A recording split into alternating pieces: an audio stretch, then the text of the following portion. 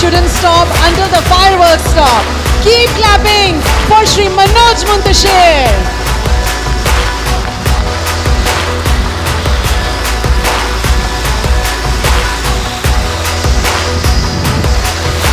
बैठें। Very good evening to all of you. नमस्कार आपको, आपको प्रणाम।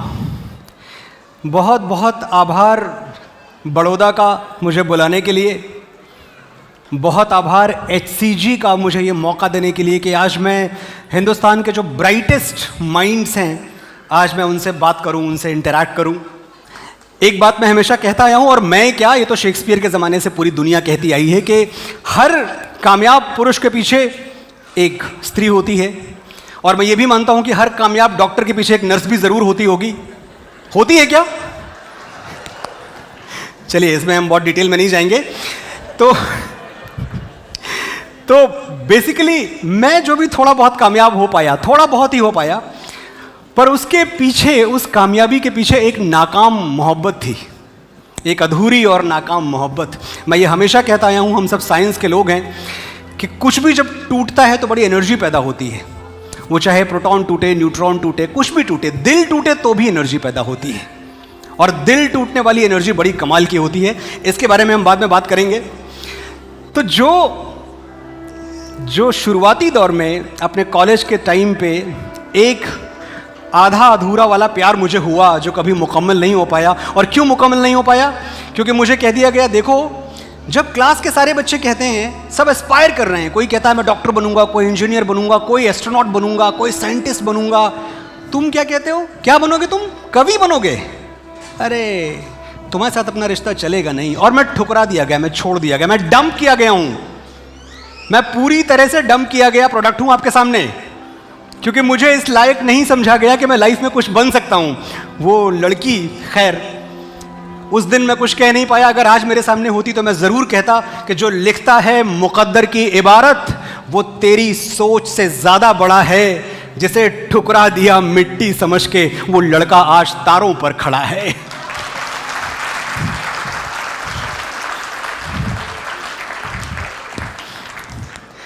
जब मैं अपनी मोहब्बत की बात करता हूं, अपने प्यार की बात करता हूं, तो ये समझ लीजिए कि मैं 30 साल पहले का फ्लैशबैक दे रहा हूं। 30 इयर्स पहले। मेरी उम्र काफ़ी है। तो 30 साल पहले ये वो ज़माना था जब चिट्ठियां लिखी जाती थी, ख़त लिखे जाते थे। आजकल के बच्चों से अगर आप बात करें तो उनको लगता है, अच्छा, ऐसा भी टाइम पीरियड था जब कोई चिट्ठी लिखता था, पोस्ट करता था।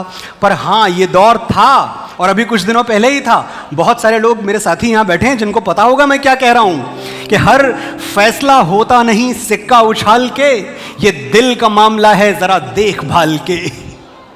हर फैसला होता नहीं सिक्का उछाल के, ये दिल का मामला है ज़रा देखभाल के। मोबाइलों के दौर के आशिक को क्या पता रखते थे कैसे खत पे कलेजा निकाल के।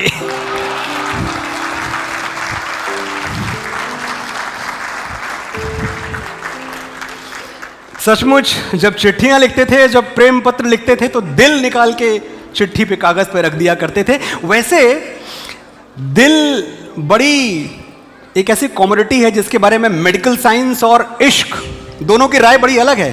डॉक्टर साहब, बड़ी अलग राय है। मेडिकल साइंस कहता है कि दिल में हड्डी नहीं होती, और इश्क कहता है अगर दिल में हड्डी नहीं होती तो दिल टूटता कैसे है। मेडिकल साइंस कहता है कि दिल का साइज लगभग 12 सेंटीमीटर होता है, और इश्क कहता है कि सिर्फ 12 सेंटीमीटर में दुनिया भर का दर्द कैसे फिट हो जाता है। मैकेनिज्म क्या है?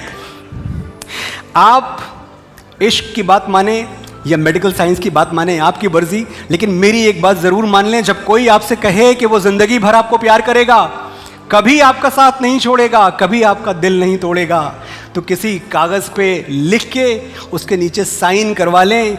कहीं ऐसा ना हो वादों का महल ढह जाए और दिल के हिस्से में सिर्फ तड़पना रह जाए। कहीं ऐसा ना हो कि जिसने बहुत दूर तक साथ निभाने का वादा किया था, वो बस कदम दो कदम पे आपका साथ छोड़ के चला जाए। और ये डर कि जिसे मैं प्यार करता हूं कहीं वो मुझे छोड़ ना दे, मैं समझता हूं कि इससे बड़ा डर मैंने अपनी ज़िंदगी में कोई और महसूस नहीं किया। और उस प्यार के चेहरे बदल जाते हैं। कभी वो प्यार माशूका का होता है, कभी माँ बाप का होता है, लेकिन जिसे आप बेइंतहा प्यार करते हैं, अगर वो छोड़ दे तो शायद ज़िंदगी के मायने बदल जाते हैं। आसमानों से जो अता है मुझे, वो दुआ तुम हो ये पता है मुझे। आसमानों से जो अता है मुझे, वो दुआ तुम हो ये पता है मुझे। इश्क हो तुम ये मानता हूँ मैं, तुम मेरी हो ये जानता हूँ मैं। मेरा ईमानो दीन है तुम पर, मुझे पूरा यकीन है तुम पर। फिर भी कमबख्त दिल धड़कता है, रोज़ ये सोच के तड़पता है, तुम मुझे छोड़ तो नहीं दोगी।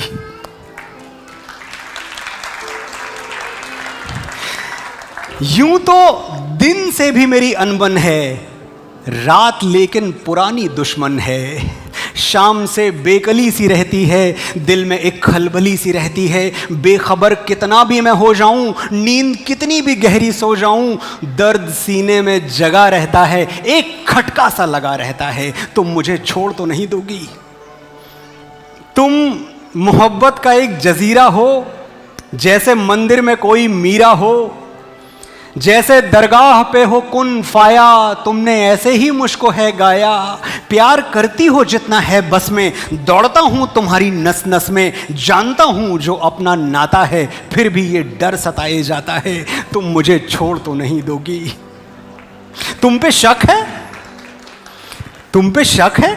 अरे नहीं जाना, ऐसा हो सकता है कहीं जाना। सबसे आला किया, निराला किया, इश्क तुमने किताबों वाला किया। पर किताबें ही ये बताती हैं, कश्तियाँ दिल की डूब जाती हैं। इससे पहले भी ख्वाब टूटे हैं, इससे पहले भी साथ छूटे हैं। तुम मुझे छोड़ तो नहीं दोगी, तुम मुझे छोड़ तो नहीं दोगी।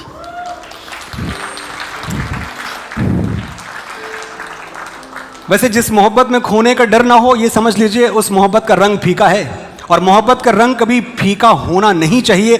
लहू और इश्क रंग दोनों का फीका हो नहीं सकता। मैं उसका हो चुका हूं, अब किसी का हो नहीं सकता। लहू और इश्क रंग दोनों का फीका हो नहीं सकता। मैं उसका हो चुका हूं, अब किसी का हो नहीं सकता। नई खुशबू तलाशूं मैं कि उसकी खुशबुएं भूलूं। नई खुशबू तलाशूं मैं कि उसकी खुशबुएं भूलूं। किसी का होगा ये मेरा तरीका हो नहीं सकता। मैं उसका हो चुका हूं, अब किसी का हो नहीं सकता। देखिए, जो इंसान जिस चीज़ में नाकाम रहता है उसके बारे में पढ़ता बहुत है। तो मैं जब मोहब्बत में नाकाम रहा और बार बार नाकाम रहा, तो मैंने पढ़ना शुरू किया, भाई क्या क्या चीज़ें होती हैं। एक बात मुझे समझ में आई कि 8 स्टेजेस ऑफ लव, ये मैंने किताबों में पढ़ा। Right from attraction to infatuation to affection to obsession, तकरीबन 8 स्टेजेस होती हैं। और जितना मैं पढ़ता गया डॉक्टर साहब, मुझे लगा एक 9वीं स्टेज भी है जिसके बारे में किसी ने बात नहीं की, और वो है डिनायल। पता नहीं आप में से कितने लोग यहाँ बैठे होंगे जिन्होंने कभी अपने आप को ये मानने ही नहीं दिया, ये स्वीकार ही नहीं किया कि आपको प्यार हो गया है और सच्चा वाला प्यार हो गया है। आप हमेशा अपने आप से एक ही बात कहते रहे कि मैं तुझसे प्यार नहीं करता, मैं तुझसे प्यार नहीं करता। पर कोई ऐसी शाम नहीं जब मैं आवारा सड़कों पर तेरा इंतजार नहीं करता। मैं तुझसे प्यार नहीं करता, पर कोई ऐसी शाम नहीं जब मैं आवारा सड़कों पर तेरा इंतजार नहीं करता। मैं तुझसे प्यार नहीं करता, दिल से ये कहता रहता हूं, पर तेरी सांसों में छुप के सांसें लेता रहता हूं। मैं तुझसे प्यार नहीं करता, पर शहर में जिस दिन तू ना हो, ये शहर पराया लगता है। हर फूल लगे बेगाना सा, हर शजर पराया लगता है। वो अलमारी कपड़ों वाली लावारिस हो जाती है। ये पहनूं या वो पहनूं, ये उलझन भी खो जाती है। मुझे ये भी याद नहीं रहता कब दिन डूबा, कब रात हुई। अभी कल की बात है, घंटों तक मेरी दीवारों से बात हुई।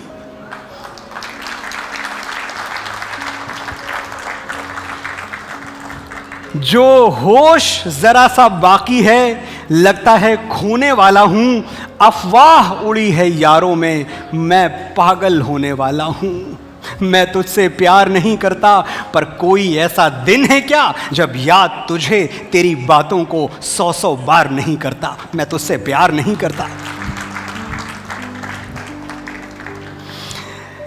खैर, ये तो लिखना है, लेकिन मैं समझता हूं कि दुनिया में सबसे मुश्किल काम जो मेरे सामने लोग बैठे हुए हैं, बहुत मुश्किल काम है। मतलब आप सोचें कि कैंची अगर सही जगह चल गई तो सर्जन, और गलत जगह चल गई तो विसर्जन। लेकिन काम मेरा भी मुश्किल है, ऐसा नहीं है। जब किसी को मैं कहता हूं, यहां बहुत सारे पढ़े लिखे लोग हैं जिनको पोइट्री शायरी में इंटरेस्ट है, अक्सर लोगों को लगता है कि यार फिल्मी गाने लिखना कौन सा मुश्किल काम है, क्या लिखना है, दीवाना मस्ताना परवाना टाइप्स, क्या बड़ी बात है, कौन सी फिलॉसफी लिख दोगे, कौन सा दर्शन लिख दोगे, कौन सा गोस्वामी तुलसीदास हो जाओगे फिल्मों के गाने लिख के। बात सही है, लेकिन एक प्रोड्यूसर साहब थे, ये किस्सा मैं आपके साथ आज बांटना चाहता हूं। उनको भी यही लगा कि ये जो फिल्मों के गीतकार हैं ये बड़ी मामूली शायरी करते हैं, दीवाना मस्ताना टाइप। मुझे अपनी फिल्म के गाने किसी हिंदी के मूर्धन्य बड़े कवि से लिखवाने, इन सबसे नहीं लिखवाऊंगा।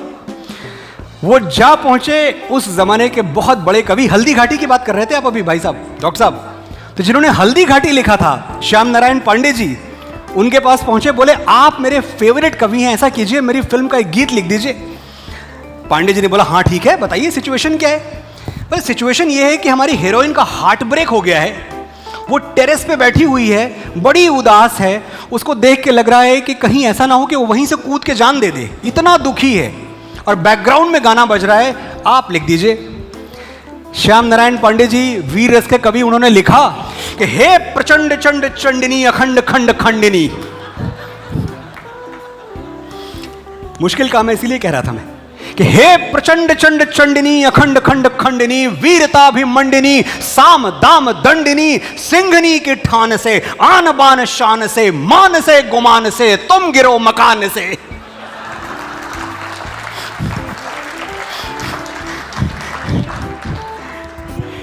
तुम डगर डगर गिरो, तुम नगर नगर गिरो, तुम गिरो अगर गिरो शत्रु पर मगर गिरो। ये तो बात ये है कि जिसका जो काम है उसको करना चाहिए। अच्छा, मैं जब आया नया नया यहाँ तो एक बड़ी मुश्किल थी मेरे सामने कि मुझे कहा गया कि यार ये तो जो पोइट्री शायरी कविता करते हो ना, ये ठीक नहीं है, कुछ ऐसा लिखो जो चलता हो।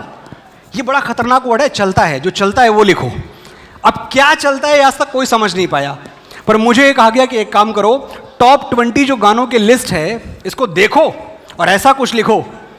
मैंने टॉप 20 गानों की लिस्ट सचमुच उन दिनों में देखी। जो नंबर 1 पे गाना था जिसके जैसा मुझे लिखना था, उसके बोल क्या थे, उसके लिरिक्स, मैं लड़की पो पो पो,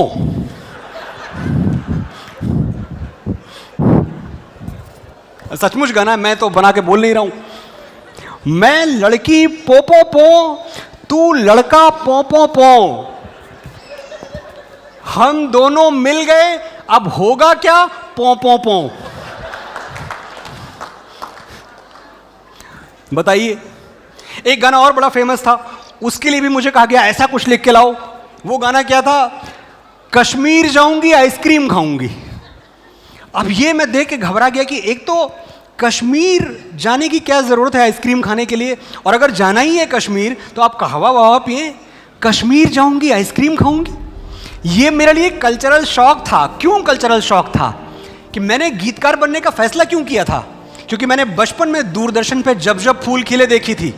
मैंने देखा था कि एक शिकारे वाला, कश्मीर का गरीब शिकारे वाला भोला भाला, जब वो मुंबई आया और मुंबई में उसने पहली बार बॉल रूम डांस देखा, जहां उसकी प्रेयसी, उसकी प्रेमिका कई पुरुषों के साथ बॉल रूम डांस कर रही थी, तो वो तड़प उठा और वो गा रहा है वहां कि तेरी बाहों में देखूं सनम गैरों की बाहें, मैं लाऊंगा कहां से भला ऐसी निगाहें। तेरी बाहों में देखूं सनम गैरों की बाहें, मैं लाऊंगा कहां से भला ऐसी निगाहें। ये कोई रक्स होगा, कोई दस्तूर होगा, मुझे दस्तूर ऐसा कहां मंजूर होगा। भला कैसे ये मेरा लहू हो जाए पानी, मैं कैसे भूल जाऊं मैं हूं हिंदुस्तानी। यहां मैं अजनबी हूं। मैं अमर प्रेम देख के आया था, जहां आनंद बाबू, पुष्पा आई हेट टीयर्स, वो पुष्पा के आंसू पोंछते हुए गा रहे होते हैं कि कुछ रीत जगत की ऐसी है, हर एक सुबह की शाम हुई, तू कौन है, तेरा नाम है क्या, सीता भी यहां बदनाम हुई, फिर क्यों संसार की बातों से भीग गए तेरे नैना, कुछ तो लोग कहेंगे, लोगों का काम है कहना। मैं ऐसे ऐसे गीत सुन के मुंबई आया था जो पूरा का पूरा दर्शन, जीवन दर्शन, फिलॉसफी फिल्मी गाने में व्यक्त कर देते थे। मुझे याद आता था सर्कस में शूट हुआ एक गाना मेरा नाम जोकर का, ए भाई जरा देख के चलो। आप याद करें उस गीत के बोल, ये सर्कस है बाबू और ये जिंदगी के लिए बहुत सच है जो मैं कहने वाला हूं। गोपाल दास नीरज जी को मेरा प्रणाम जहां भी हैं वो। ये सर्कस है बाबू, शो 3 घंटे का, पहला घंटा बचपन, दूसरा घंटा जवानी, तीसरा घंटा बुढ़ापा, और उसके बाद मैं नहीं, तू नहीं, ये नहीं, वो नहीं, बेटा नहीं, बेटी नहीं, मां नहीं, बाप नहीं, कुछ भी नहीं रह जाता। अगर कुछ रह जाता है तो ये खाली खाली कुर्सियां हैं, खाली खाली तंबू है, खाली खाली घेरा है, बिना चिड़िया का रैन बसेरा है, ना तेरा है ना मेरा है। वैराग हो जाए आपको ये गीत सुन के। मैं ऐसे गीत सुन के आया था और कितना बड़ा सच छुपा है इस गीत में। ये सच जो हमें अनकंफर्टेबल कर सकता है, पर शायद अगर हमें याद रहे तो हम आज से अपनी जिंदगी और जोश के साथ और जिंदा दिली के साथ जीना शुरू कर दें कि आज आग हैं, कल हम पानी हो जाएंगे। आज आग हैं, कल हम पानी हो जाएंगे, आखिर में सब लोग कहानी हो जाएंगे।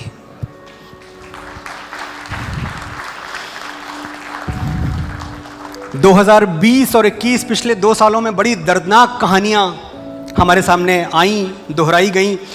मैं कई बार ये सोचता हूं कि मिल जाए वो किताब जिसे वक्त कहते हैं तो 2020 का पन्ना ही फाड़ दूं। आज आग हैं, कल हम पानी हो जाएंगे, आखिर में सब लोग कहानी हो जाएंगे। ना मेरी आवाज़ हमेशा गूंजेगी, ना सुनने के लिए हमेशा तुम होगे।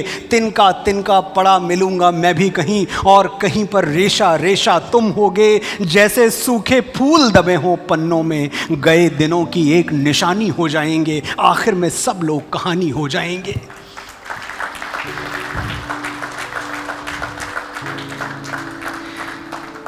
आज हमारी छतों पे सावन आया है, किसने कहा ये बादल कल भी बरसेगा। आज हमारी छतों पे सावन आया है, किसने कहा ये बादल कल भी बरसेगा। आज यहाँ तारीफें हैं, वाहवाही है, ये कमरा कल एक ताली को तरसेगा। बुझ जाएंगी वक्त महल की कंदीलें, गायब सारे राजा रानी हो जाएंगे, आखिर में सब लोग कहानी हो जाएंगे।